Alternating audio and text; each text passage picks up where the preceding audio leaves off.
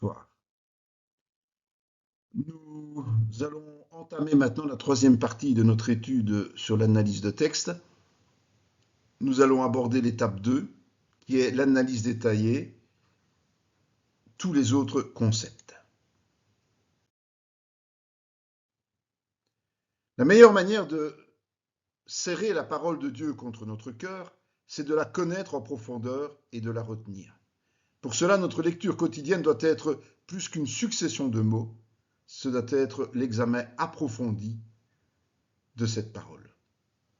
La suite de notre analyse va nous permettre cela.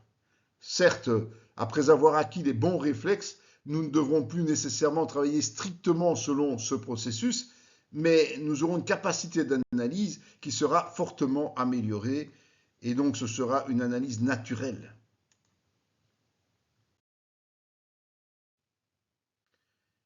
Nous avons fait une longue digression dans la vidéo précédente sur les règles générales de la grammaire de la conjugaison, et donc à partir de maintenant, nous reprenons le cours de notre étude inductive. Nous allons nous attarder aux différentes phases de l'étape 2, qui est l'analyse détaillée.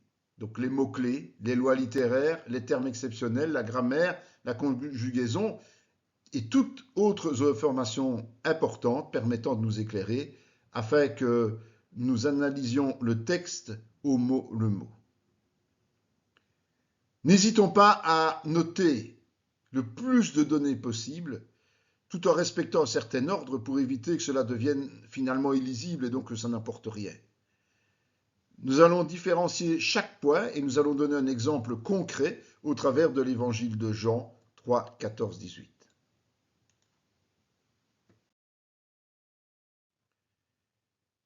Les mots-clés.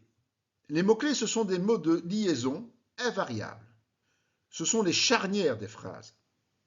En grammaire, il s'agit principalement des conjonctions. Ces conjonctions vont introduire ou mettre en exergue les morceaux de phrases qui contiennent un verbe. Dans notre exemple, nous avons mis en couleur ces mots-clés. Cela nous permet de les faire ressortir du texte et nous allons ainsi commencer à dessiner la structure de la phrase. Dans cet exemple, eh bien, nous avons sorti notamment le « et » qui marque la liaison, le « comme » la comparaison, afin que, pour que le but ou l'objectif, car la cause, que la conséquence, mais l'opposition, et qui le complément d'information. Cela nous sert de base pour la suite du travail. Les lois littéraires. Le texte est construit d'une manière telle que le rapport entre les portions de phrases a une certaine valeur. Il faut détecter le sens, parce que ça permet de comprendre le message que l'auteur nous a transmis sans fausser celui-ci. Nous avons quelques exemples, mais il y en a d'autres. Cause-effet, la comparaison, le contraste, les problèmes-solutions, la répétition, le sommaire, temps, conclusion, moyen, obligation, objectif.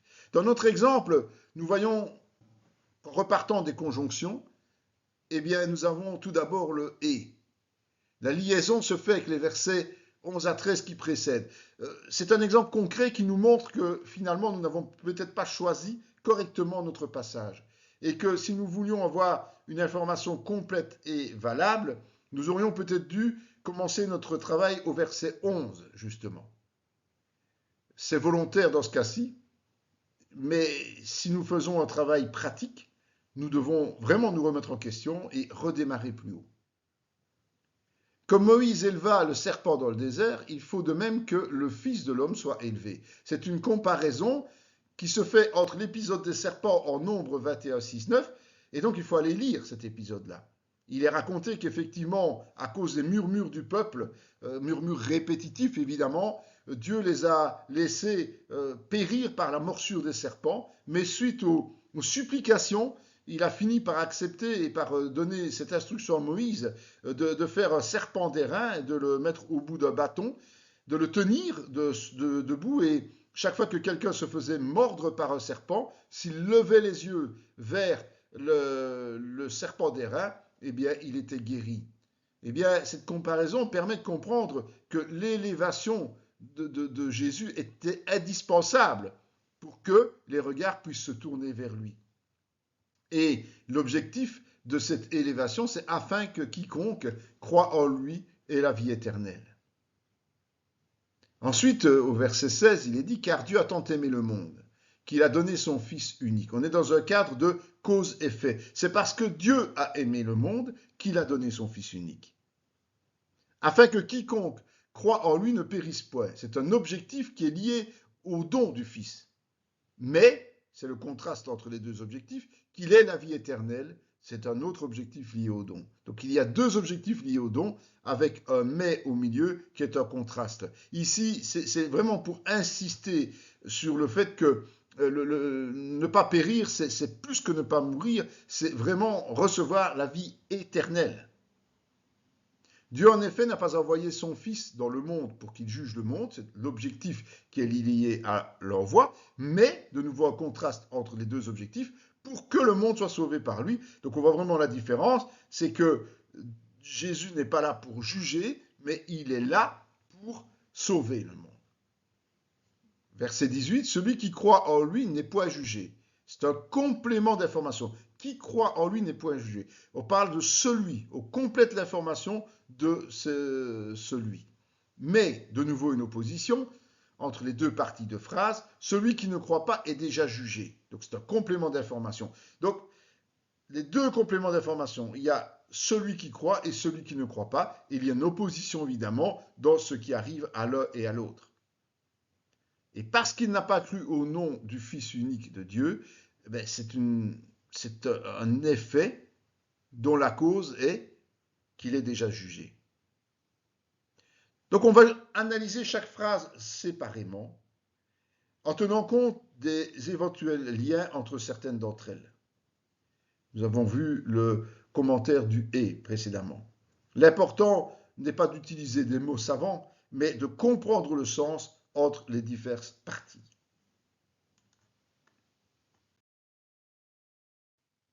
Les termes exceptionnels.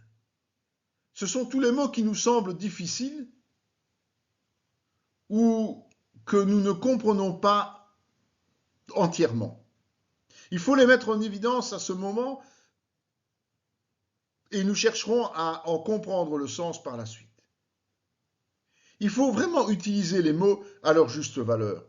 Sinon, nous allons fausser notre compréhension du texte. C'est pour ça qu'il ne faut pas hésiter à mettre des mots dont nous connaissons peut-être un peu le sens, mais qui finalement nous échappent.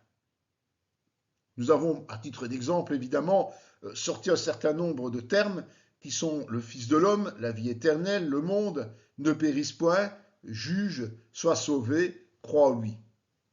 Ce sont 6 mots, expressions, verbes qui méritent vraiment d'être définis pour en comprendre le sens. Cette recherche, évidemment, on la fera plus tard.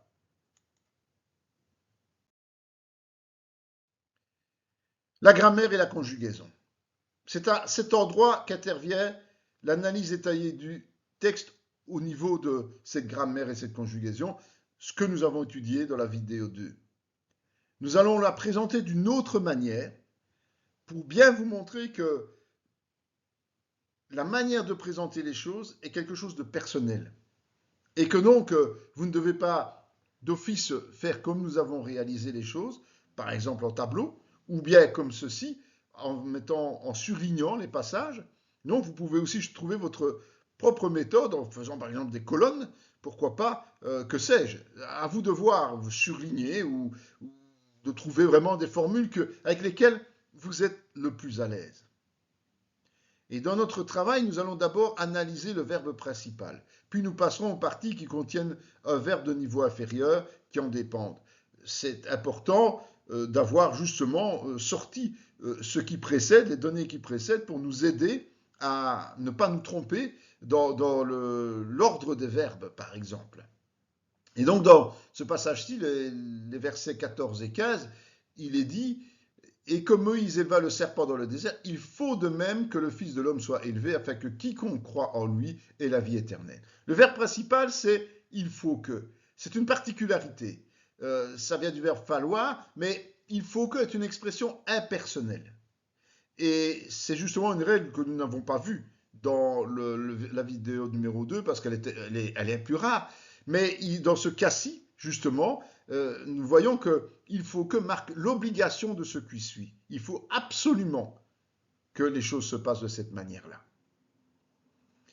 Je vous invite, lorsque vous avez des mots plus difficiles, des expressions plus difficiles, que nous n'avons peut-être pas abordées dans la vidéo numéro 2, d'aller faire une recherche sur Internet, par exemple, pour avoir une idée plus précise de ce que ça représente et de cette manière-là, pouvoir répondre clairement à la question que vous vous posez. Et, on l'a vu, est la conjonction de lien qui relie cette phrase à celle qui précède. De même est un adverbe de moyen, de la même manière, qui dépend du verbe principal, il faut que. Donc de même va nous montrer qu'il y a une comparaison quelque part. Et cette comparaison, elle est juste avant, c'est comme Moïse éleva le serpent dans le désert. Comme c'est la conjonction de coordination qui amène une comparaison. Et donc, comme pour la phrase principale, nous allons d'abord chercher le verbe. Le verbe, c'est éleva. Nous allons l'appeler verbe de second niveau. C'est le verbe au élevé qui est conjugué au passé simple. Donc, c'est une action passée. Et ça dépend évidemment du verbe principal, il faut que, et c'est introduit par la conjonction comme. Moïse, nom propre, est le sujet du verbe second niveau, éleva. Le serpent est un groupe de mots, dont serpent est le nom commun, le est l'article défini, et le serpent est le complément d'objet direct du verbe de second niveau, éleva. Dans le désert, c'est un groupe de mots, désert est un nom commun, un article défini, dans une préposition qui introduit une notion de lieu au verbe second niveau éleva. Donc nous voyons que dans cette comparaison, il y a un verbe, un sujet, un complément d'objet direct et un complément de lieu.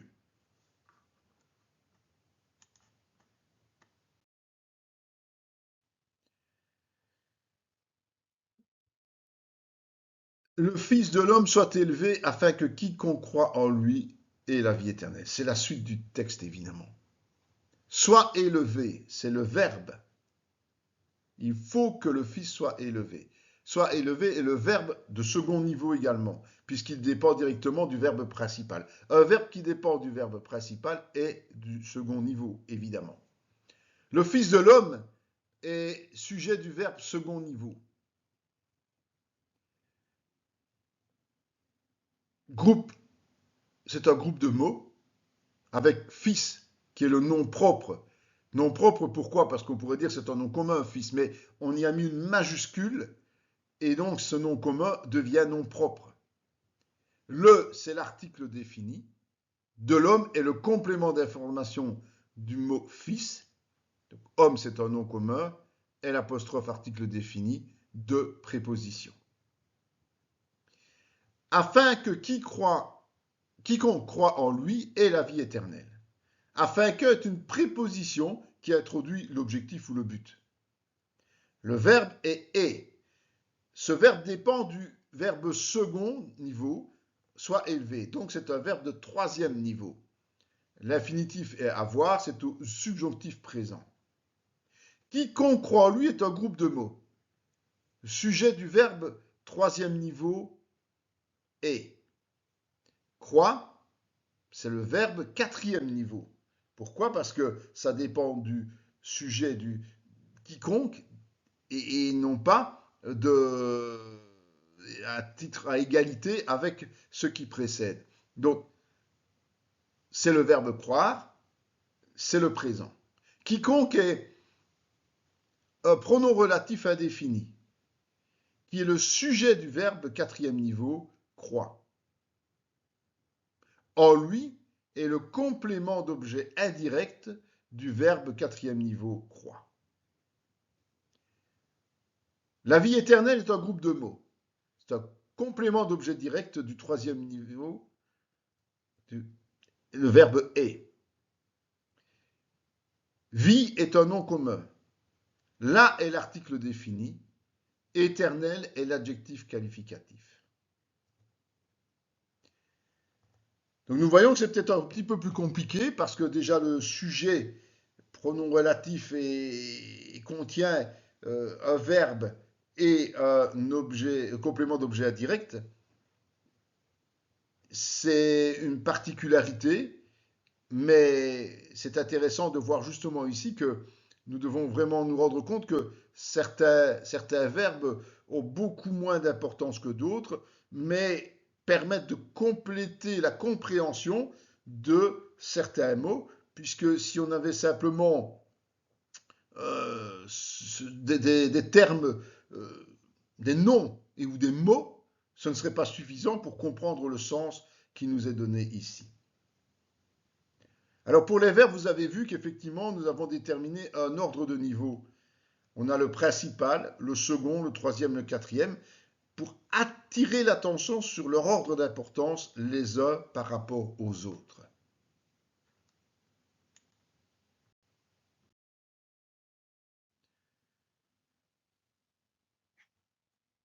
Nous continuons l'analyse par le verset 16. Car Dieu a tant aimé le monde qu'il a donné son Fils unique, afin que quiconque croit en lui ne périsse point, mais qu'il ait la vie éternelle.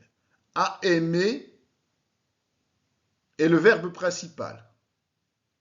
C'est aimer au passé composé. C'est une action révolue, donc elle est passée. Dieu est le nom propre qui est sujet du verbe principal à aimer.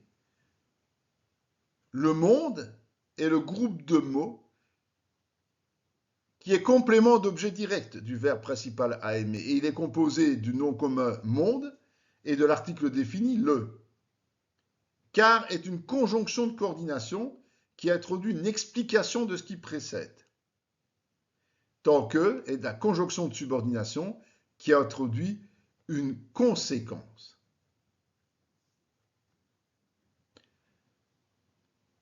Il a donné son Fils unique. A donner est un verbe second niveau qui dépend justement du verbe principal à aimer. Il est le pronom personnel, c'est le sujet du verbe second niveau à donner, et ce il, c'est Dieu.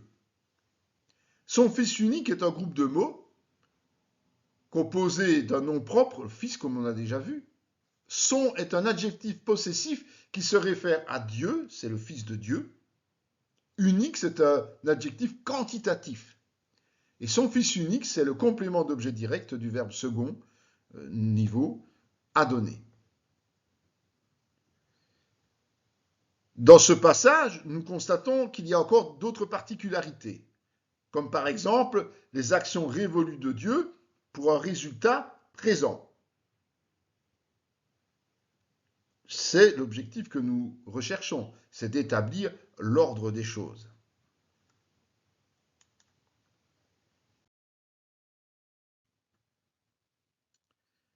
Afin que quiconque croit en lui ne périsse point, mais qu'il ait la vie éternelle. Périsse est un verbe de troisième niveau. C'est périr, subjonctif présent, c'est une action contemporaine, une action présente. Ne point est la négation du verbe troisième niveau périsse. Le contraire de périr, c'est vivre, évidemment. Quiconque croit en lui, c'est le sujet du verbe de troisième niveau périsse. C'est un groupe de mots. Alors, croire, c'est un verbe quatrième niveau, croire présent. Quiconque, c'est un pronom relatif qui est sujet du verbe quatrième niveau croit. En lui, c'est un groupe de mots qui est complément d'objet indirect qui dépend du verbe de quatrième niveau croit. Lui est le pronom personnel qui dépend du quatrième niveau. Et en est la préposition. Afin que, c'est la locution prépositive qui introduit un complément de raison ou un but. Mais est un adverbe d'opposition entre les deux compléments de raison, comme nous l'avons déjà vu. Et est un verbe de troisième niveau également. Avoir, qui est conjugué au subjonctif présent. C'est une action contemporaine. Il est un pronom personnel, sujet du verbe troisième niveau est. Il représente quiconque croit en lui. La vie éternelle est un groupe de mots, complément d'objet direct du verbe de troisième niveau est. Vie est le nom commun. La est l'article défini se référant à vie. Éternel est l'adjectif qualificatif. Complément afin que est la locution prépositive introduisant un complément de raison ou but.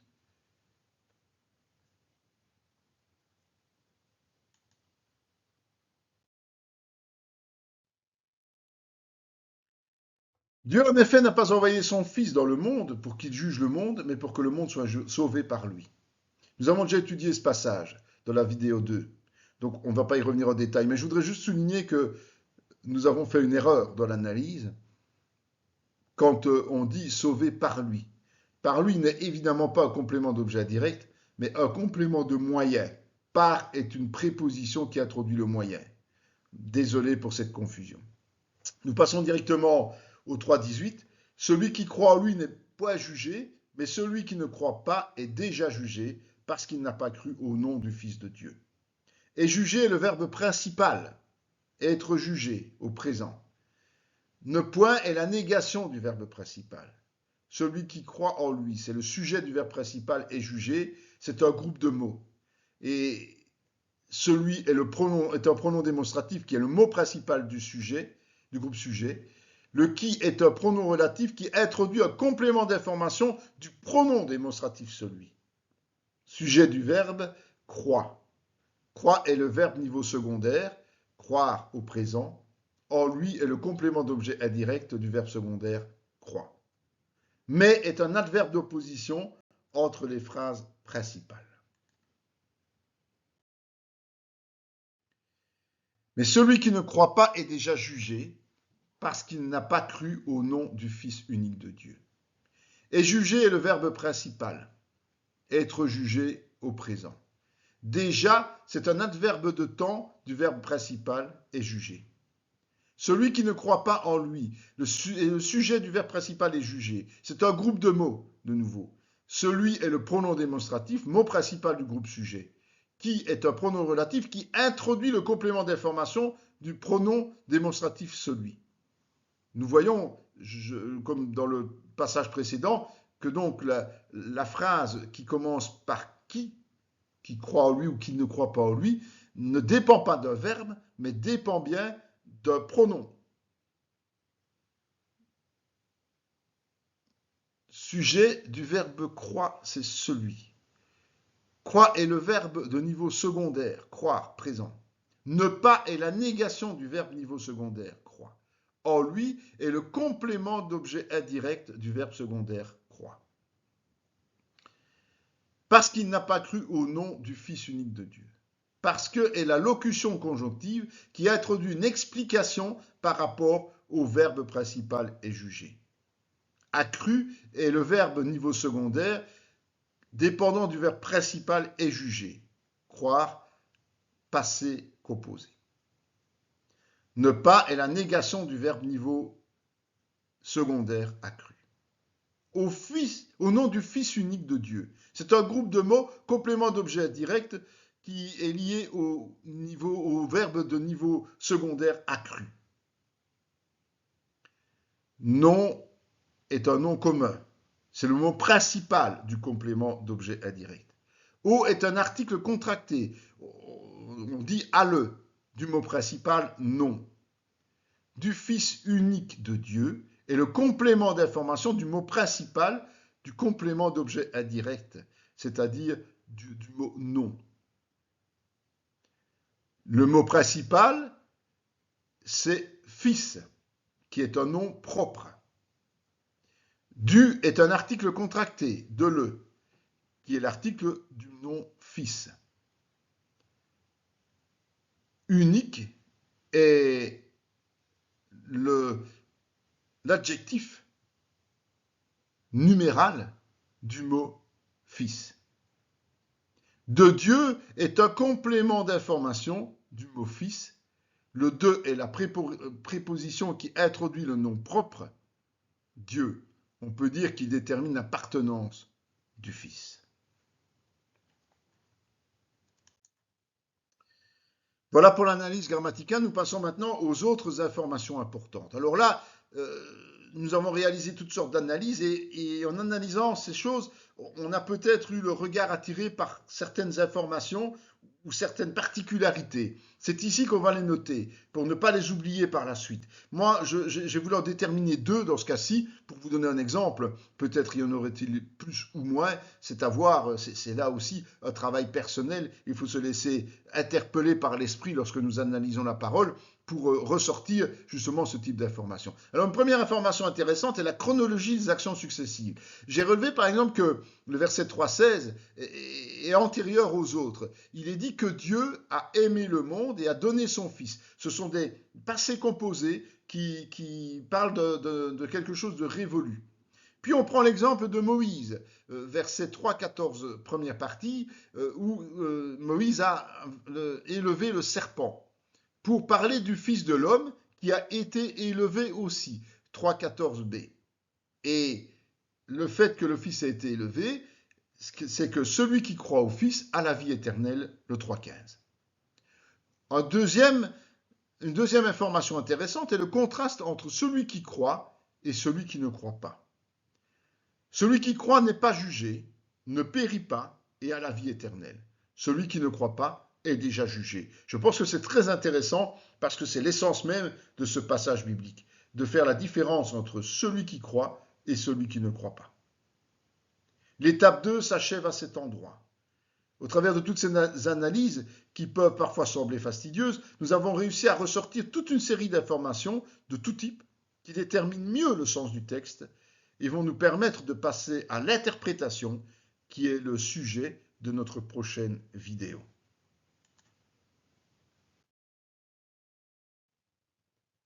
Si vous désirez suivre la suite du processus de manière optimale, nous vous invitons à continuer à travailler sur votre passage et à réaliser les divers points de la seconde étape pour maintenant préparer la 4e vidéo. Soyez bénis dans le saint nom de notre Seigneur Jésus-Christ.